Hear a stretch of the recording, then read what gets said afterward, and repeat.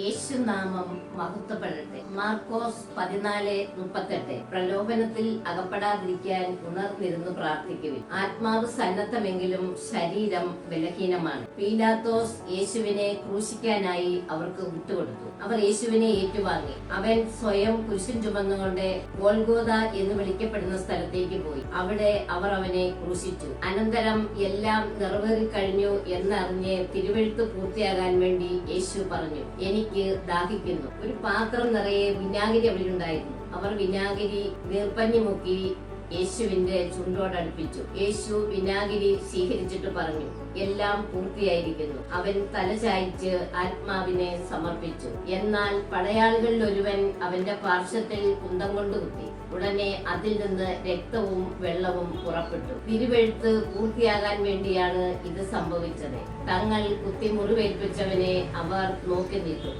യഹൂദരോടുള്ള ഭയനിമിത്തം യേശുവിന്റെ രഹസ്യ ശിഷ്യനായി കഴിഞ്ഞിരുന്ന ജോസഫ് യേശുവിന്റെ ശരീരം എടുത്തുമാറ്റാൻ പീലാത്തോസിനോട് അനുവാദം ചോദിച്ചു. പീലാത്തോസ് അനുവാദം നൽകി. അവൻ വന്ന് ശരീരം എടുത്തുമാറ്റി. അവർ യേശുവിന്റെ ശരീരം എടുത്ത് യഹൂദരുടെ ശവസംസ്കാര രീതി അനുസരിച്ച് സുഗന്ധദ്രവ്യങ്ങളോടുകൂടെ കച്ചയിൽ പൊതിഞ്ഞു. അവൻ ക്രൂശിക്കപ്പെട്ട സ്ഥലത്തെ ഒരു തോട്ടമുണ്ടായിരുന്നു. ആ തോട്ടത്തിൽ ആരെയും സംസ്കരിച്ചിട്ടില്ലാത്ത ഒരു പുതിയ കല്ലറയും ഉണ്ടായിരുന്നു. യഹൂദരുടെ ഒരുക്കത്തിലുള്ള ദിനമായിരുന്നതുകൊണ്ടും കല്ലറ സമീപത്തായിരുന്നതുകൊണ്ടും അവർ യേശുവിനെ അവിടെ സംസ്കരിച്ചു. ഹല്ലേലൂയ, ആമേൻ.